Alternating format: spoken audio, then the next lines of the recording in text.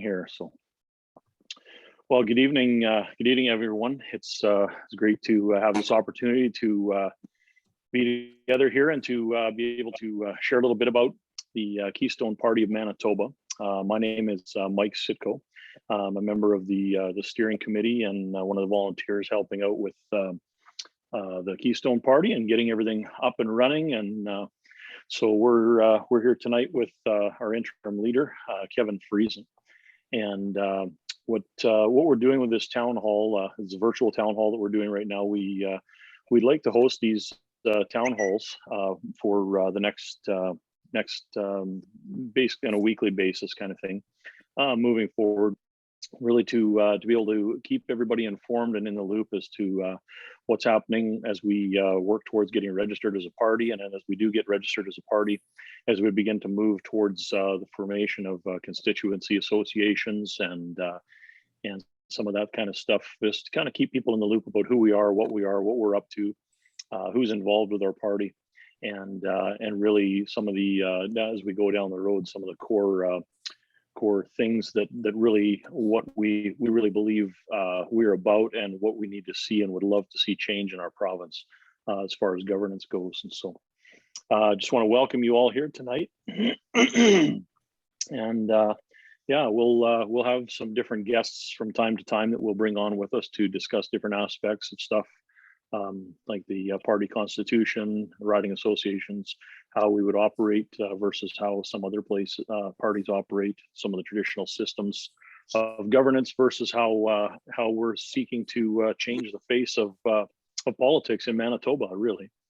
And so tonight we're just going to give a place to our interim leader, Kevin Friesen, to be able to just share from his heart tonight and give us a little background, a little bit of history on the Keystone Party of Manitoba, how it was formed, when it was formed, and some of the events that have taken place within our province and our nation that have really started to shape the development of what has started to become the foundations of the Manitoba Party, and why we really feel that there is a great need in our province to be able to have an alternative to the government that we have seen to date. And so with that, I'm just going to turn it over to Kevin. We do have the chat feature enabled so that you can reach us here. If you have an idea or question or something that pops up while we're sharing, feel free to just put that into the chat and fire that down to us, and we'll do some Q&A here towards the end as well. So with that, over to you, Kevin, and yeah. Well, thanks a lot, Mike. So my name is Kevin Friesen. I thought I'd give just a brief intro to who I am. I'm looking at the names out there and I don't recognize most of you, so I'll start right at the beginning.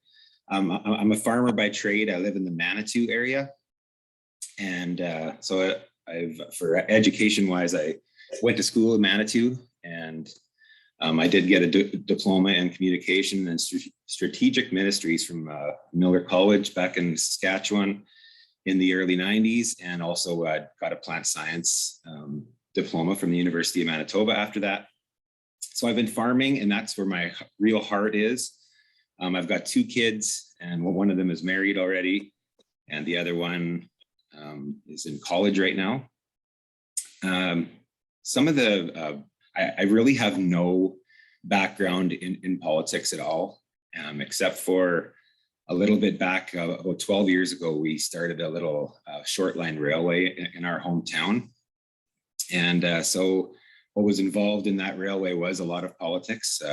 If I would have known that going in, I probably wouldn't have got involved at all in politics, but it was an NDP government at the time. And so we got to know Mrs. Wojcik really well. We got to know the opposition people as well. And so that's basically the only background before this that I had in politics. I had no real, I really didn't want to be a politician. And so what happened was when our kids left school, and my wife and I were going to travel the world after they both got out of the house, and COVID actually hit and right around the same time. And so we knew that wasn't going to be happening. We weren't going to be traveling.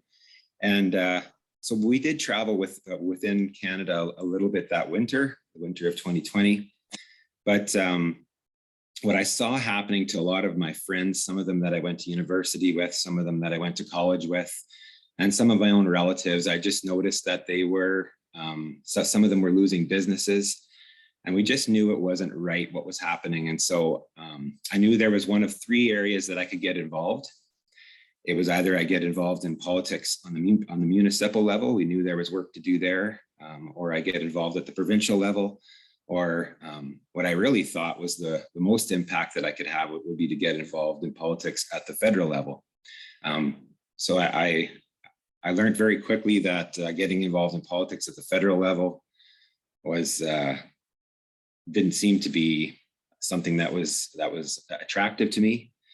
So I just reached out to a small group of people who were at that time trying to grow the Manitoba Party. And so I learned very quickly, and I won't get into the history of what happened at the Manitoba Party, but we decided, a group of us who were helping that group out, that it was time for us to start either rebuilding the Conservative Party from the inside, or else that we were to start a new party. And so that night, at my second board meeting, we decided that the only way to fix this problem that we had, the fact that there was no integrity in politics in Manitoba, the fact that there was a deep, there's no other word for it than corruption, what was happening.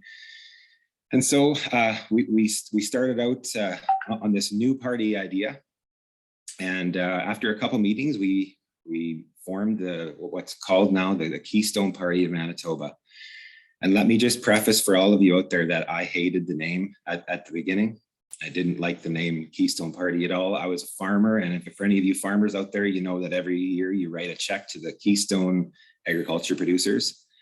Not that I don't like the Keystone agriculture producers, but it left a bad taste in my mouth that we were going to be kind of like that organization, and I didn't think it belonged in a provincial politic atmosphere. And so after a couple of meetings, the idea really grew on me, and once I really saw what we built in a constitution and in a group of 10 principles, that the idea of that keystone being the center of an arch that holds things up, the idea really sold on me. And so I am a firm believer that we can bring that idea of a keystone idea that holds everything together in Manitoba, that can reunite us from what's happened the last 2 years, I guess. And I love the name, and it's really grown on me. And so give it a chance for a couple weeks.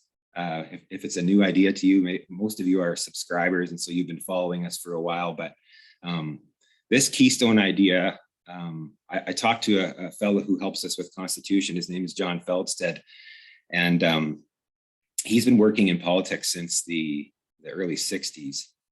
And the Keystone idea didn't sell well for him at first either. But now that he sees what we have built, and the fact that a grassroots movement can actually change the way politics are in this province, I really think that other provinces are going to use this Keystone idea in their provinces as well. And we're already starting to get through our chairman of the board right now, or of the steering committee. We're starting to get some very good feedback from other provinces like Saskatchewan and Alberta. And so with that, I'll maybe quickly just introduce who we have on our team. There's been quite a few people that have been on the steering committee and have moved off the steering committee, but right now, a couple of them are on the call. I'm just seeing their names. So Charlene Hancock-Sano, you can see her, or I can see her anyway. The person who's chairing the meeting tonight, he's a former police officer. His name is Mike Sitko. A fellow from Winnipeg, Adam McAllister. I believe I saw the chairman of our committee. He's here too. That is David Andres. And then a couple of the people helping us that I don't see on the call, but they might be here as well. It would be Heather DiFrancesco and Todd Dubé as well. So if I've missed anybody, Mike, correct me. Yeah, they're just Dan and Donan as well. Oh yeah, sorry, Don McKenna as well. Yeah, he's another police officer. So we have two police officers on our or former police officers, I guess I should say. So is it okay, Mike, if I go straight into basically the history and where we are right now as a party? Yeah, no, I think that'd be excellent. Yeah. Okay, so I introduced a little bit of how the party got formed and whatnot, but later on last summer, so we started this in February of 2021. Later on in the summer, we had already built an original constitution. We had already built a basic 10 principles that we were putting together and we're going to base the party on. But it was time for us to take the next step and get the party registered. And so I jumped the gun a little bit. I was at a few meetings earlier on getting people signed up already. What Manitoba requires of us is to collect 2,500 signatures and to basically that petition that many of you I'm sure have signed already basically said that we think we need a new party in Manitoba. Here's my name, address, and here's my signature. And that's what I wanted. Well, by the end of the summer, when we really wanted to kick things into gear and we really started getting out there to get some of the signatures, we noticed that people were getting us confused with the People's Party of Canada. And there's nothing wrong with the People's Party of Canada, but they are very different than what we are. Number one, they're a federal party, and there was a federal election going on. We're probably going to get into this a little bit later, but they're a top-down party. So in other words, Maxime Bernier has all the power in that party, and we were building something that was exactly the opposite, that you, the membership, hopefully one day, that you guys would have all the power. And so the fact that we were getting, and also we had the color purple in our logo. And so people were getting us confused, like, well, why would you want to start a new party when we already have the People's Party? And we were getting that a lot. And so we decided to actually put the registration process on hold until after the federal election. We were still getting the odd one, just one-on-one, the odd signature. But as soon as the election, or the federal election ended and people had kind of got that bad taste out of their mouth, excuse me, we found that there was another distraction that was not allowing us to get these signatures, and that was the Progressive Conservative Manitoba leadership race.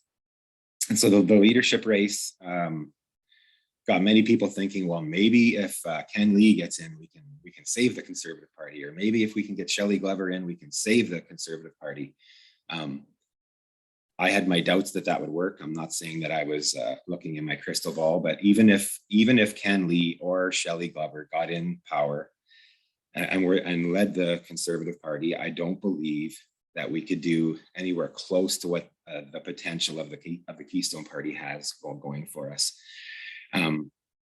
So in a way, it was a good thing, but in a way, it was taking time away from getting us registered still. So as soon as that was over, it was almost in that Christmas season. And of course, during the Christmas season, we weren't allowed to meet, and we weren't even allowed to meet our family, let alone to go out and meet people. And so really, we only got going back into the registration process back in January. We started to go to some of the meetings that were outside, and it just seemed once again that we couldn't get signatures very easy because our pens would freeze up in the -30. I can tell you personally that going and talking to people about the Keystone Party, it's very easy to get them to sign the petition. But we have asked some of the people who have looked at some of the signatures we've got, and we're probably going to need about 3,500 signatures, not 2,500, just because of the fact that some of the pens weren't working, and so they're going to call the actual signature poor penmanship or not legible. And so there's one more thing that was a hurdle for us in getting this, and we had talked to the Hutterite leaders throughout the province, and they had promised us that it'll be no problem for us to get 1,000 signatures out of the Hutterite people. And so once we were nearing that 1,000 to 1,500 mark, I was starting to tell people, well, we don't really need signatures anymore, because Hutterites are going to come in for about 1,000 signatures, and we thought we were kind of getting close to that goal that we had got. And all of a sudden, Trudeau actually wrecked our plan. And here's how he wrecked it. When the Hutterite people found out the power that the Emergencies Act could invoke on a Hutterite colony, they actually met, and Mike was the one that met with one of the leaders personally. So correct me if I'm wrong, Mike, but what basically happened there is they suggested to all the Hutterite people in Manitoba not to sign any petitions, not to do anything in politics except for stand up for freedom in ways like helping out at rallies. But they were really discouraging them from signing a petition. And so here we are today. We're still trying to get enough signatures for us to get to the next hurdle. So Mike, correct me if I'm wrong on that. Is that basically the way that shook loose?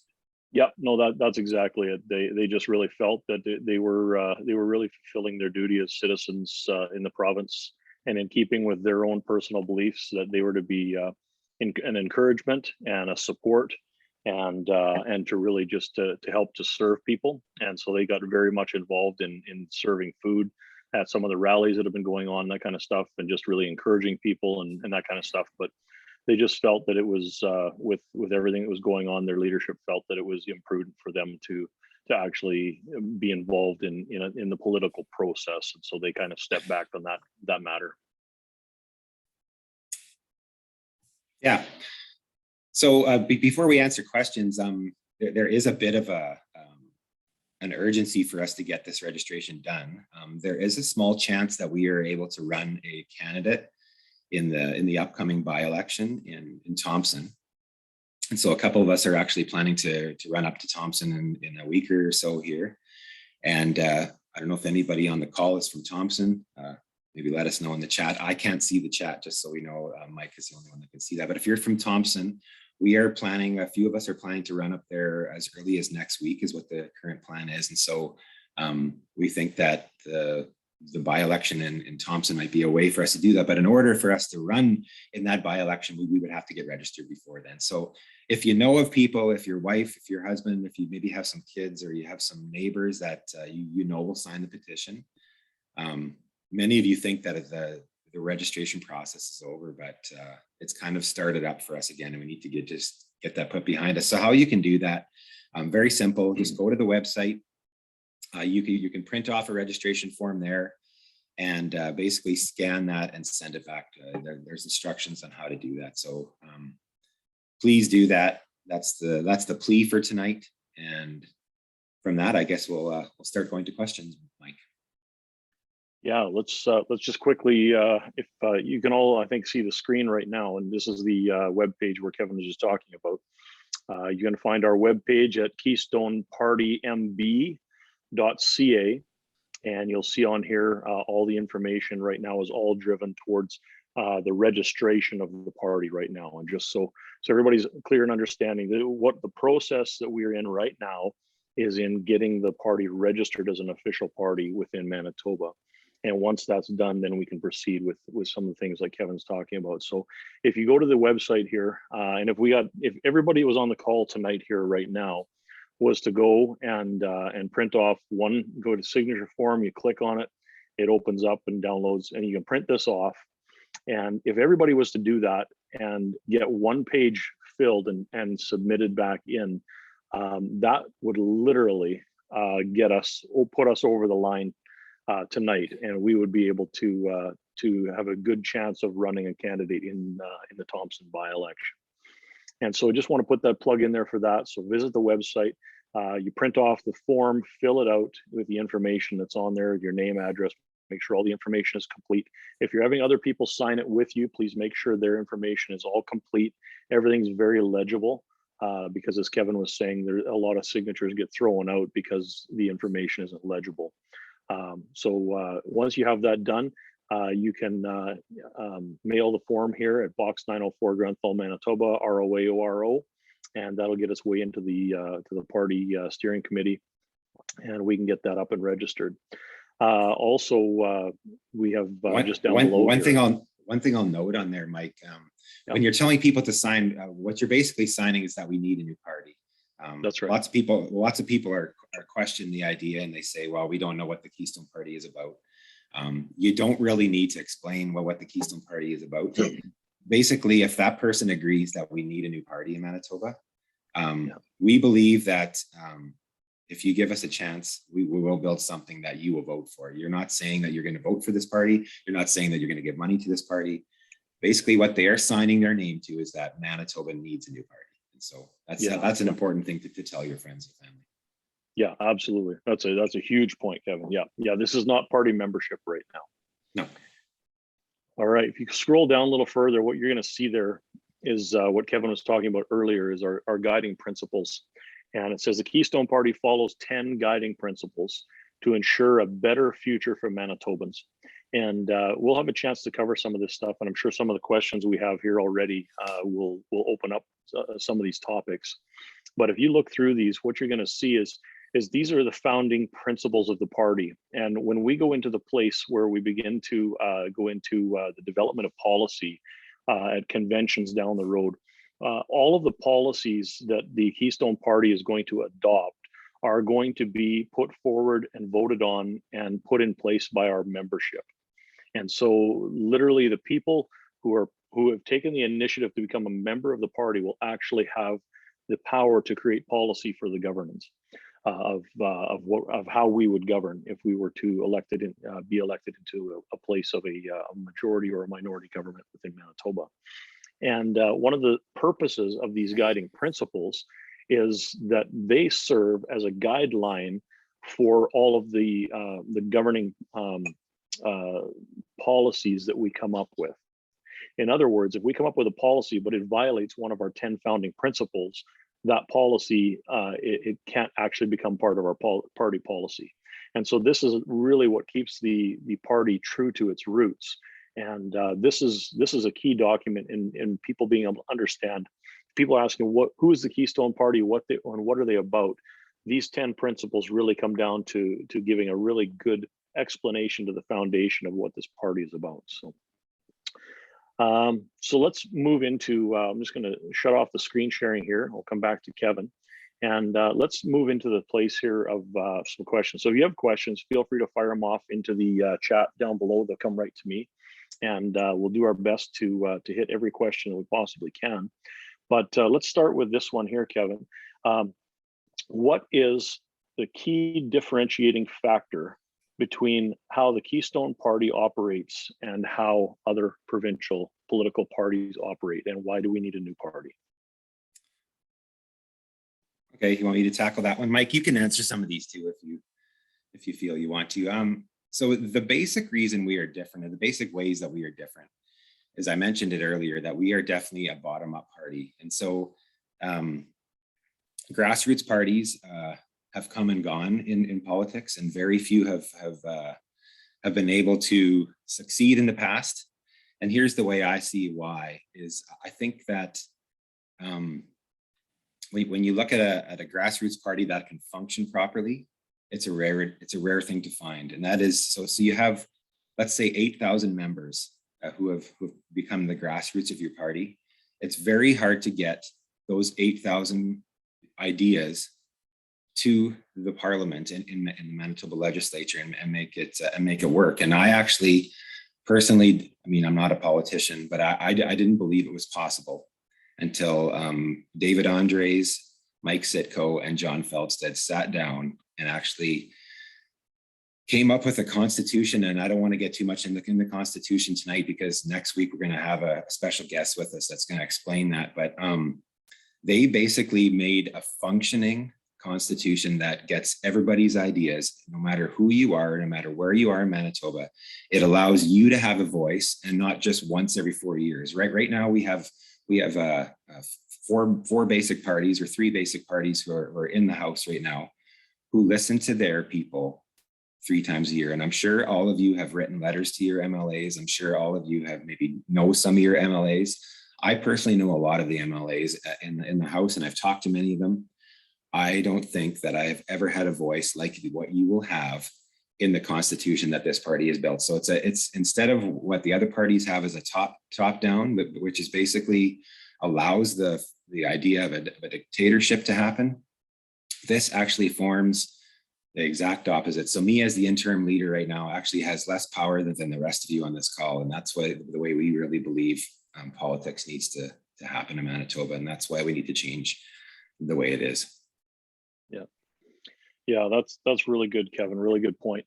What the key basis, I think, of what the Keystone Party is about is this: is we always say that our representatives are there to be our representatives, but that's not really the type of democratic system that we have in Canada and in Manitoba.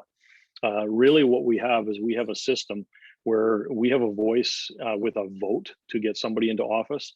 But after that, they go into office and they begin to lead as they see fit in the opinions that they have, and they carry a lot of who they are and what they are into the mix. Now, not to say that they don't interact with the public, but there's not the accountability to be that voice for the public that has been built within the Keystone Party constitution. And so that's one of the things that really differentiates the Keystone from the other parties out there. Is the Keystone Party literally is designed from the ground up to put the power and the voice within the members of the party.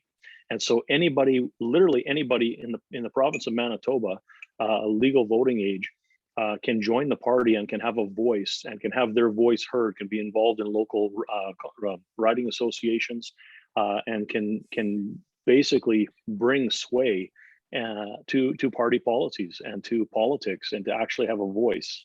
And that's what our heart's desire is to do with this party. So. Yeah, I'll add just one thing. We won't talk about Constitution anymore tonight, but I mentioned during my little history of what happened that we were starting to form the Constitution very early when we built the party. So that basic Constitution got totally revamped and looked at again in the past November and December, or was it even January? I think it was even January of this year. And we just, as a steering committee, passed that Constitution. And so the next time it'll be looked at is at the convention. But what I want to say about it is the fella that helped us put this into words that every one of you can understand. This is not something that lawyers need to read. John Feldstead, he came to us through Shelley Glover's camp and has worked with Shelley Glover in the past. He has worked in politics since John Diefenbaker was here in the 60s. This man has helped the rest of our Constitution Committee build something that is totally grassroots, totally functional. And John is going to be our guest next week. So if you have questions about the Constitution, how it works, why it's different, save those questions for next week. And he is way smarter than I am. He's probably way smarter than anybody on this call right now. And so, yeah, save it for next week and tune in next week, because John Feldstead's going to be our special guest, and he'll blow your mind with what he has built. Yeah, absolutely. Yeah. Okay, next question here. This question, Kevin, speaking on the Shadow Davis show the other night, you talked a little bit about the process of how a leader would be chosen amongst the Keystone Party if they were elected. My understanding is that of the MLAs that win their seats, they vote for who the leader of the party would be in that next session. Yeah, whoever asked that question, thanks for that. It kind of blew a shadow away at the show the other night too. Let me preface one thing that I should have said at the show when I didn't, and that is this Constitution that we have built, which says exactly what your question said. This will only pass when it goes through our first, what do you call it? Our first meeting, but what's it called, Mike? At our first party convention. Yeah, sorry, at our first party convention. And so if there are changes that need to be made to that, but the basic idea of it is exactly that. We think that we want you, the people, to find the best MLA to represent you. And we think that if that person represents you well, they will be able to choose your leader for you very well after the election happens. And so the way the Constitution is written right now, and this is up for debate until that first meeting we have with all of our membership. It says that those MLAs who are voted in will choose their leader. And let me just add a few things to that. What I think that does is gets rid of the whole popularity contest. It gets rid of the fiasco that we saw the Conservatives just go through right now. Those are the kind of things we're trying to get rid of. We don't want it to have to be a very wealthy, someone who has the backing of all of the business community. That isn't the person we want to run this province. We want the person who is best to lead those MLAs into the House and be a leader there. Now, I'm thinking that most times that's going to be the person that was probably sitting as the interim leader during the debates and during all those other times. But there will be times where those group of MLAs will perhaps choose a different leader. And that's the way that the Constitution is written right now. And so let that ruminate a bit, because there's time for us to adjust that yet before the next convention. But we don't want to have exactly what happened in the Conservative leadership fiasco. We just don't want that to happen again. Mm-hmm. Yeah, no, I think that's really, really well put, Kevin. And just on that note, why don't you just talk a little bit also about the process of how a cabinet would then be chosen? Because I think that's a really important part of this when we begin to talk about how the leader is chosen. Part of the heart behind why we set the Constitution up the way we did, and the way that the leader is chosen and the way the cabinet's chosen, is it brings it back to the anchor point of talking about being grassroots. We're a grassroots party.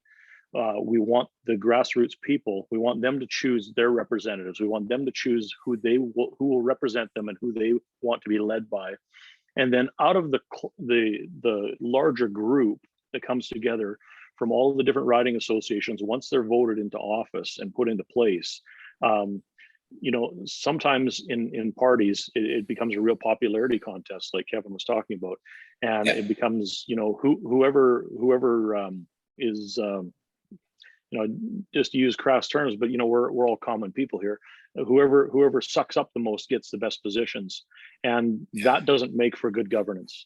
What makes for good governance is having the best people who have the most experience and background in an area voted into or put into a position in governance, and that's what makes sense. And so why don't you just talk about that process a little bit, Kevin, because that kind of follows right onto that topic. So the process, we'll maybe let John touch on that a little more, but the basic premise, as Mike was saying, is that there won't be a caucus basically in our government structure. The best person who understands what's happening in the agriculture situation at that time will be the person that will be in charge of that portfolio at that time. There will be none of this. What's happened in the last few months. I mean, we all saw Josh Gunter, the MLA for Borderland. As soon as he went to a trucker rally, he was right away demoted from his job. And there was actually, I don't know if people know this, but he lost pay. They pay their ministers and they pay their people who are doing jobs more. And one person has Ken Lee for premier there. There is people who are doing their jobs for the money, and there are people who are doing their jobs in the parliament for the prestige and for basically the fame and that they're getting out of it. And that is not what we want here. We want the best person for the job to be in that job at that time. And so there will be really no backbenchers. There will be no real front benchers. Whether those seats get moved around a lot, that might be what happens. But it's a totally new way. And when we tell this to people who are in the House and are on our side right now, they tell us that it functions very well, but it blows their mind that we're actually going to do that. And so I think that'll work. Yeah. And that leads really well into talking or answering one of the questions here that somebody's asked here is with what we've seen happening with political interference happening from foreign entities, and using the example of Klaus Schwab bragging about interfering with the country's government and having most of Trudeau's cabinet under his influence. What prevents the Keystone Party from having that happen? And I think what Kevin just mentioned, and you can speak to this, Kevin, but more to it. But I think what prevents that from happening is when you don't have the ability to form an old boys club, which is what really how our system is currently set up. It's literally set up that way. So I mean, you can't really fault the people who are involved in the system for doing that, because that's the system that was created. And part of what we're talking about designing here is designing something that literally works to counteract the formation of an old boys club, and that kind of thing. And so that's one of the ways that does stop interference from taking place. So if you want to talk about that at all, Kevin. No, I don't think I really need to add more to that, except for that when we know that there's this prolific idea that the people are, or that we're serving the people versus the people serving us, I think that whole idea actually prevents that to begin with. The idea with every politician that I know, and I know a lot of them very well, it almost seems like they go into that legislature and all of a sudden when they come back out, the idea of servanthood is somehow erased. And part of the reason is because their constitutions allow them to be like that. This constitution doesn't allow them to be like that. This constitution knows that at any time, that grassroots owns you. That grassroots can make you as the politician be accountable for the actions that you're having. Yeah, that's great. All right, well, another question here. How would the Keystone Party have made a difference in dealing with the pandemic had it been in power?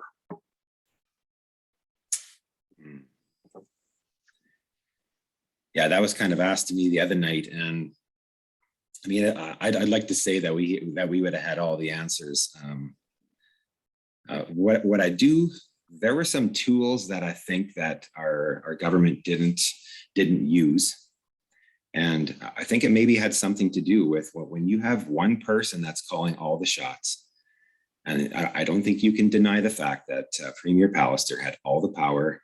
He was calling all the shots. And I think that I mentioned this on the show the other night too, that I think it's a Colonel David Redman. He worked for the government of Alberta, and he created a pandemic plan. I almost said plandemic. I don't believe it was a plandemic. Don't quote me wrong on that. I believe it was a pandemic, but I don't think that we used Colonel Redman's plan. He had a 10-point plan that the last thing that you do is look to a vaccine, that you go to all these other things, you protect the vulnerable, and he had a plan that if we would have gone through his plan, and tell me that not one Keystone person would have found Colonel Redman is false, because Colonel Redman actually stated that he went to every premier and he offered him or her their help at that time, and he did not. Our premier refused that man's help, and he was hired for 4 years to come up with a plan. And so I like to think that we would have hopefully secured the situation. If we needed the Emergencies Act, I like to think that the Keystone Party would have had the Emergencies Act on for maybe 2 weeks, maybe 3 weeks. And I don't believe we would have let a family doctor who was hired by the government to rule over us with the premier for as long as they did. That's my take on it. That's what I believe the Keystone Party would have done. But hindsight is always 2020. Yeah. And another aspect of that as well, Kevin, that I think would lend itself to really governing differently in the event of a pandemic like we faced, is any interim policy that is created in the midst of a crisis like that, under our Constitution, actually is required to go under review of the membership after a period of time. So there's no way this could have actually gone on for 2 years without the membership and the rest of the people in the province actually having the power and the ability to bring their voice to the table and actually have voice to it. And if the majority of Manitobans had said, no, I think we're going to stop this. We've got too many suicides. We've got too many people losing jobs. We've got too many businesses going bankrupt. There's an unbalanced approach to the level of governance and to the structure of governance within the Keystone Party that you don't have in a top-down government, where you have one or two people with limited expertise. And I say limited because, I mean, they might be an expert in the medical field, but they're not experts in business. They're not experts in economics. They're not experts in family. And all those voices were missing from the strategy of how the province dealt with this pandemic, and we suffered for it. And so, Well, yeah, well, let me touch on one other thing I think that would have happened differently. And so the whole use of vaccine passports, I believe that this is something that has divided our province. And the unity is at an all-time low in our province right now. And let me just give you a little bit of example, what you're just talking about, Mike. Adam McAllister is on the call, and he's one of our steering committee members too. And he has some emails that he actually forwarded me a while ago. And one was the response from the Conservatives, and one was the response from the provincial NDP Wab Canoe as well. And I'll just go back in my notes here. I think I had some notes here written. So on June 16th, Adam wrote a letter kind of wondering at that time, we actually didn't have passports at that time. At that time, there was no mandates. And Adam's exact question, and I'll read it here. I had this ready for a different question. That's okay. What are your thoughts on the immunization card program that was announced today? That was Adam's question to the Conservatives. And here was the response. It said, thank you for your message, which has been forwarded to the Manitoba Government Inquiry for a response. In other words, thanks for your question. Well, maybe ask somebody that cares.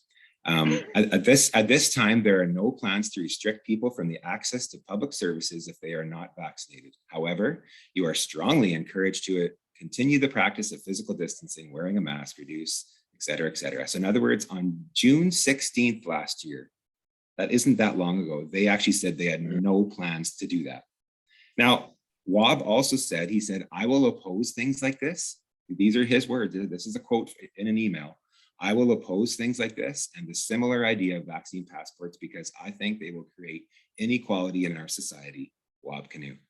Those were exact statements last June.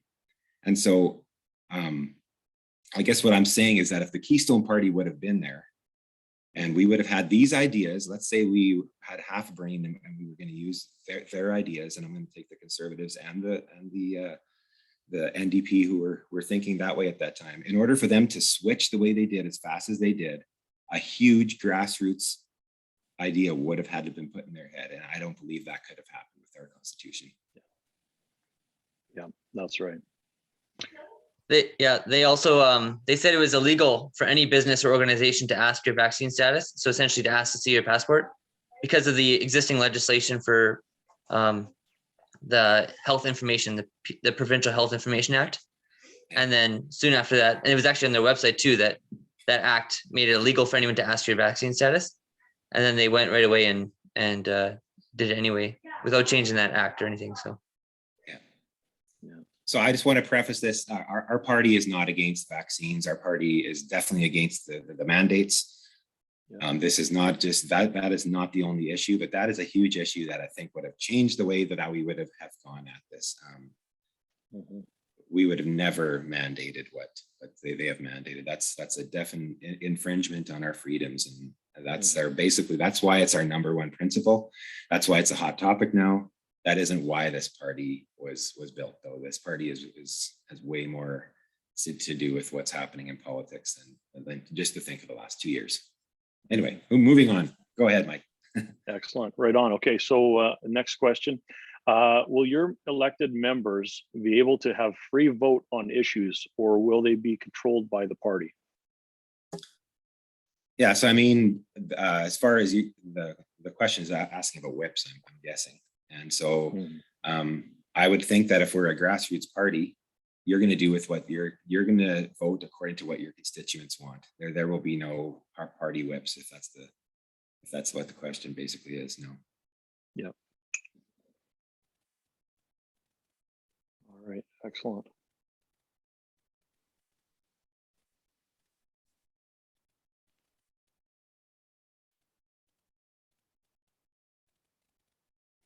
Sorry, I'm just scrolling through here. I thought you were going to be longer than that.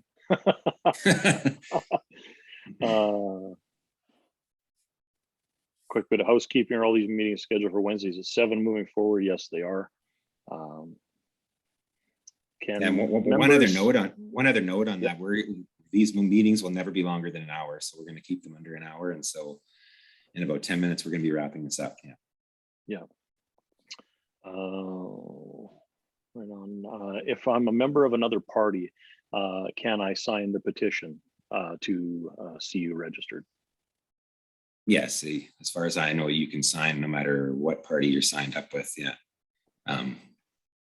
Yeah, that's an easy yes. Yeah, and that really just, it comes down to the fact that you're not taking up membership in our party by signing That's a right. petition. You're just expressing that you would like to see another option for province in the province for political party. That's right. All right, a couple more questions here. How can the Keystone Party seek to unify or build unity amongst Manitobans moving forward? Hmm. Yeah, that is the hugest challenge that we have now. Families are divided, businesses are divided, communities are divided. I mean, we've just come out of a time where we told people who bought 3/4 of that community center or that curling rink or that skating rink or that opera house or whatever that is, we've just told them for the last 6 months that it doesn't really matter that you bought that door or that stage or those curling rocks. We've told them that you can't go there. That has created a division that is going to be so hard. And so I think it goes back to our principle on, oh, I should get it in front of me, but it's basically the principle of localism. And we are going to need the help of our municipalities. And that is the only way we are going to get back into this. I could tell you that the Keystone Party is going to get 29 seats and we're going to ride off into the sunset.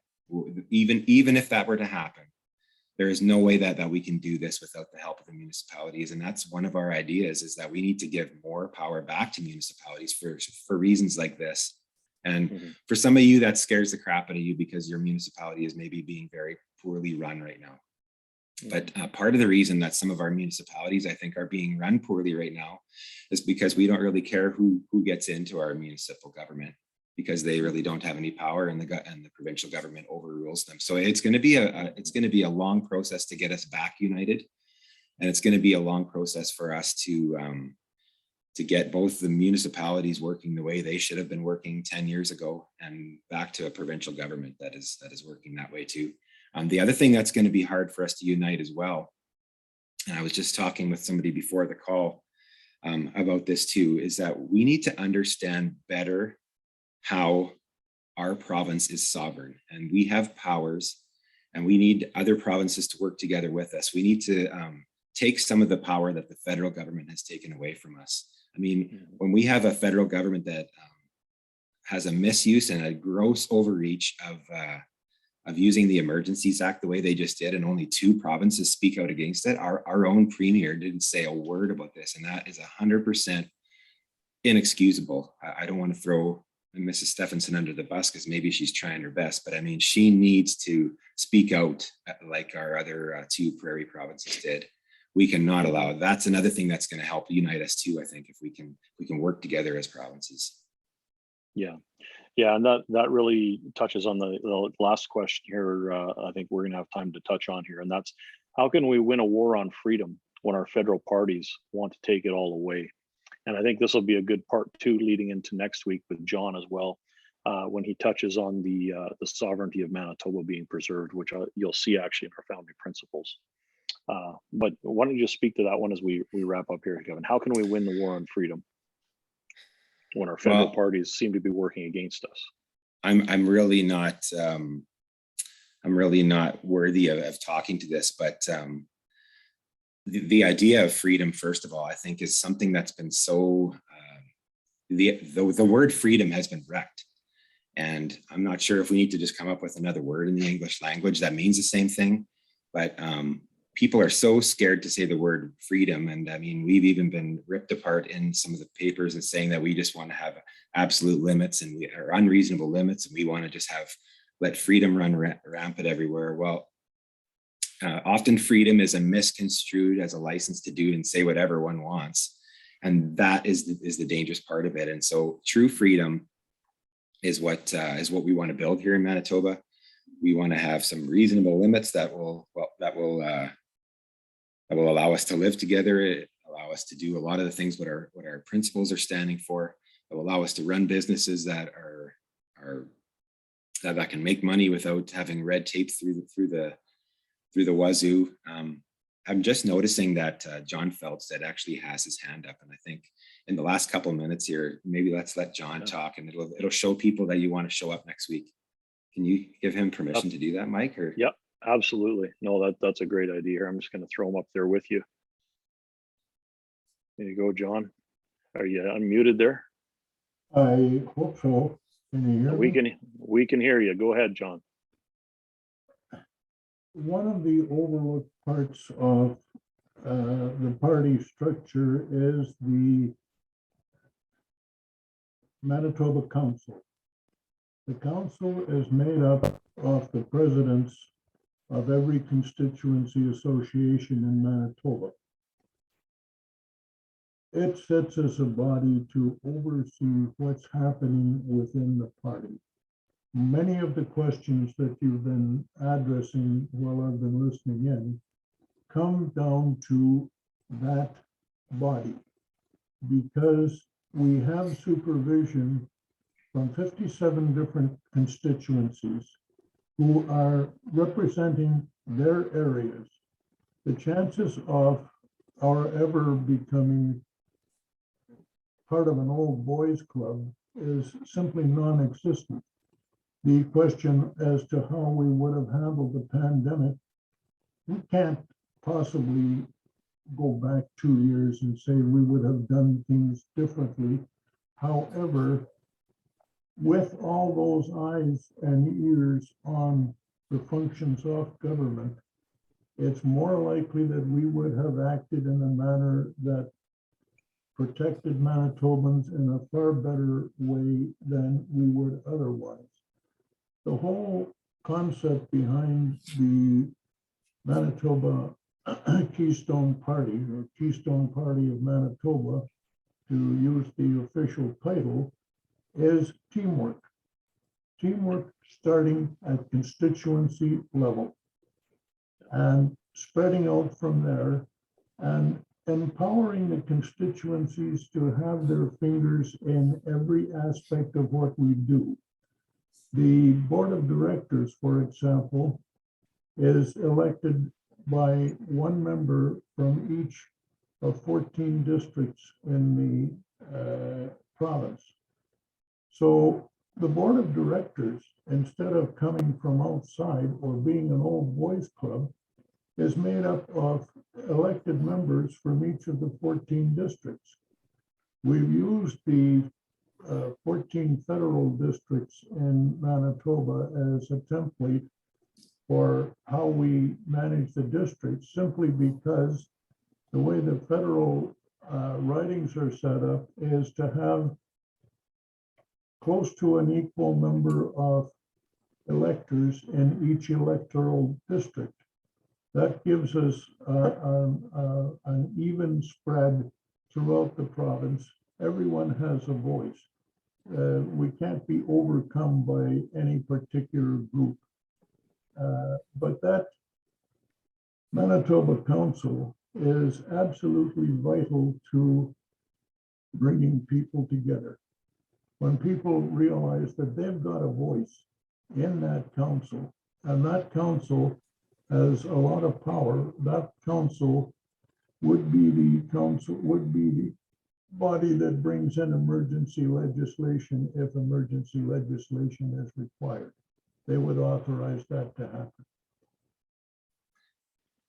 well, I don't want to cut John off, but that's a segue into what we're going to be finding out about next week. So yeah, I encourage all of you to ask questions this week about the Constitution. John's going to try to answer all. I know he's capable of answering every single question to do with that. I don't know, Mike, if you had one more question, but that's a bit of a taste of what we're going to get next week. Yeah, that's John Felstead, folks.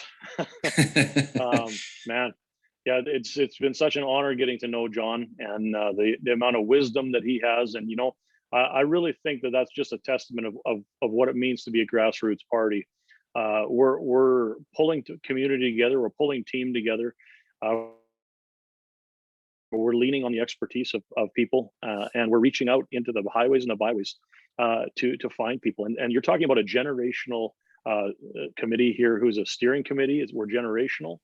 I think that's what we're going to start to see in that provincial council and in our party as well, is you're going to see a multi-generational team approach to leadership and governance that literally will be game changing in the province of Manitoba. And so with that, the only thing we just want to just end off with here, please, I just want to encourage you guys. Like I said,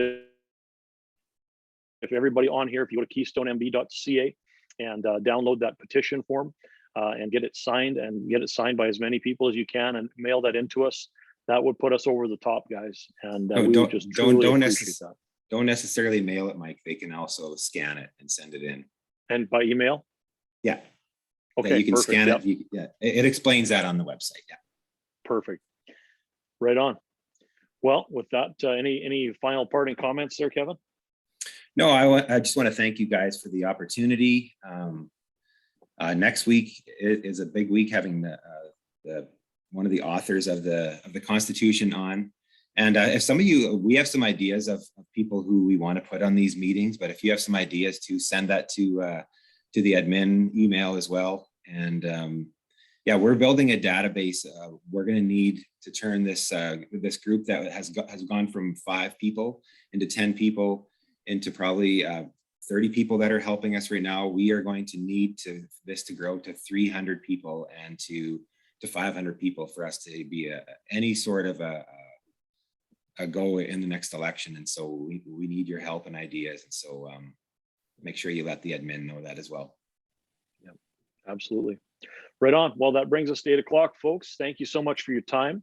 And please tune in next week, 7 p.m. on Wednesday.